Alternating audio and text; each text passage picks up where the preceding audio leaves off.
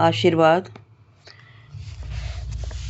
आज तुम लोगों के सामने मैं जयशंकर प्रसाद द्वारा रचित आत्मकथ्य कविता का भावार्थ लेकर के आए हैं। उसको आप सुनेंगे तो आपको बहुत सरलता से समझ में आ जाएगा कि आत्मकथ्य में क्या है।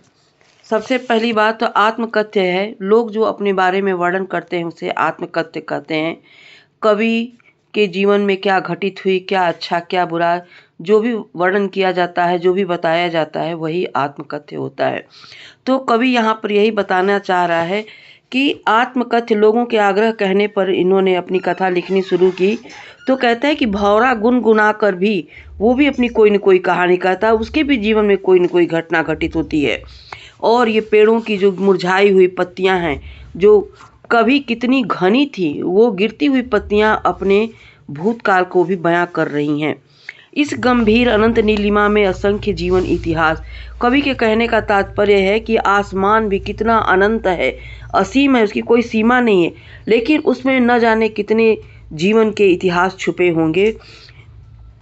यह लोग करते ही रहते हैं अपना व्यंग मलिन उपहास। कवि कहता है यहाँ पर कि आत्मकथ्य के द्वारा लोग अपना व्यंग भी करते हैं, अपना उपहास भी करते हैं, और लोग सुन करके आनंदित होते हैं। कभी उसमें आनंद तो लेते हैं, कभी उन्हें बुरा भी लगता है। तुम सुनकर तब भी कहते हो कह डालूं अपनी दुर्बलता। कभी कहता है कि इतना सब सुनने के बाद भी कहते हो तुम लोग कि अपने जीवन की दुर्बलताओं को कह डालो, क्योंकि मेरे जीवन में कुछ भी ऐसा घटित नहीं हुआ जिसको कि सुन करके आप आनंदित होंगे, उनको मैं बताऊं। सिर्फ इसमें उन्होंने कवि ने अपने जीवन के यथार्थ का वर्णन किया है, क्योंकि जीवन अभावों से भरा, दुखों से भरा, सुख का तो नामो निशान नहीं था, सुख का बहुत ही कम ही समावेश है। लेकिन उसके बावजूद भी कवि कहता है कि ये है मेरी आत्मकथा। तुम सुनकर सुख पाओगे, देखोगे यह गागर रीति। तुम्हें सुन करके सुख मिलेगा ये मैं कह नहीं सकता, क्योंकि जीवन जो था खाली घड़े के समान था। किंतु कहीं ऐसा न हो कि तुम ही खाली करने वाले। कवि ये भी कहता है कि कहीं ऐसा न हो कि आप ही लोगों में से ऐसे हों जिन्होंने मेरे जीवन को खाली घड़े के समान बनाया, यानी नीरस बना दिया उसको, उसमें कोई रस ही नहीं। अपने को समझो मेरा रस ले अपनी भरने वाले। कहीं ऐसा नहीं कि आप ही लोगों में से मेरे जीवन के रस को लेकर के अपने जीवन को आनंदित बनाने वाले हों। यह विडंबना अरी सरलते तेरी हंसी उड़ाऊं मैं। कवि कहता है कि कितनी बड़ी विडंबना है कि न चाहते हुए भी मैं अपने प्रिया का मजाक बनाने के लिए मैं यहाँ पर उपस्थित हूँ, मैं लोगों को सुना रहा हूँ।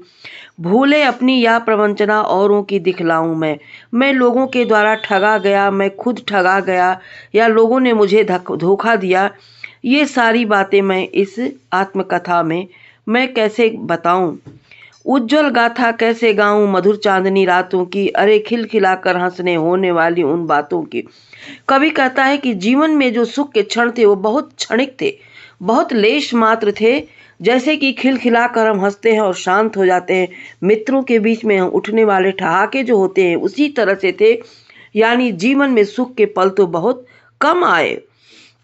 मिला कहाँ वह सुख जिसका मैं स्वप्न देखकर जाग गया, आलिंगन में आते आते मुस्कुरा कर जो भाग गया। कभी कहता है कि मेरे जीवन में सुख का समावेश हुआ ही नहीं, स्वप्न के सुख की भांति, जैसे आंखें खुलने पर हमसे बहुत दूर हो जाता, उसी प्रकार से आलिंगन में आते आते मैंने उसे पकड़ कर रखना चाहा, स्वप्न के सुख को स्वप्न के सुख के समान, लेकिन वो तो हमसे बहुत दूर चला गया।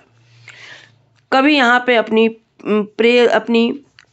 प्रेयसी का, अपनी प्रिया के सौंदर्य का वर्णन करते हुए कहते हैं कि जिसके अरुण कपोलों की मत वाली सुंदर छाया में अनुरागिनी उषा लेती थी निज सुहाग मधुमाया में। कवि ने यहाँ पर अपनी प्रेयसी के सौंदर्य की लालिमा का वर्णन किया है कि उसके गालों की लालिमा इतनी अधिक थी कि प्रेम की देवी जो उषा, जो लालिमा पूर्व दिशा में उगती हैं, ऐसा लगता था कि वो भी इनसे उधार लेकर के ही उधर उदित होती हैं। अनुरागिनी उषा लेती थी निज सुहाग मधुमाया में।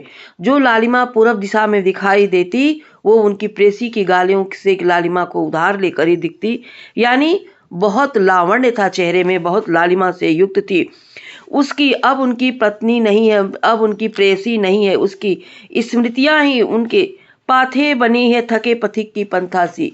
कहते हैं कि अब पत्नी नहीं है, उसके जीवन की जो यादें हैं वो हमारे जीवन के जीने के लिए पाथे बन करके, भोजन बन करके हमारे लिए संबल है, सहारा है। अब उन स्मृतियों के सहारे ही अपने शेष जीवन को काटा जा सकता है। सीवन को उधेड़ कर देखोगे क्यों मेरी कंथा को। कभी ये भी कहता है कि पुरानी बातों को एक बार फिर से उधेड़ देने से वो दुख फिर से हरा हो जाता है, जख्म हरा हो जाता, लेकिन कुछ भी उससे हासिल नहीं होता, कुछ भी उपलब्ध नहीं होता। छोटे से जीवन की कैसे बड़ी कथाएं आज कहूँ, क्या यह अच्छा नहीं कि औरों की सुनता मैं मौन रहूं। कवि का जीवन बहुत ज़्यादा नहीं था, लेकिन उसी को कहा है कि थोड़ी उम्र मिली थी, उसमें भी दुख ही दुख मिला था, उसमें सुख तो बिल्कुल था ही नहीं। और कवि ये भी कहता है कि ये कितनी अच्छी बात होती कि मैं लोगों से सुनता अपने बारे में, अपने जीवन के बारे में, आत्मकथ्य के बारे में, तो मुझे बहुत अच्छा लगता। मैं चुपचाप सुनता, लोग मेरी कथा को कहते। सुनकर क्या तुम भला करोगी मेरी भोली आत्मकथा, अभी समय भी नहीं थकी सोई है मेरी मौन व्यथा। मेरा दुख जो है अभी सोया हुआ है, यानी समय बड़े से बड़े घाव को भी भर देता है। कवि के कहने का तात्पर्य यह है कि जो दुख मेरे जीवन में आए, जो दुख गुजरे, अब वो दुख समय के साथ बहुत हमसे दूर हो गया है, उन पर वक्त का मरहम चढ़ चुका है, अब मैं उसे जगाना नहीं चाहता हूँ। बच्चों, अब अगली क्लास में आपसे फिर मिलेंगे हम।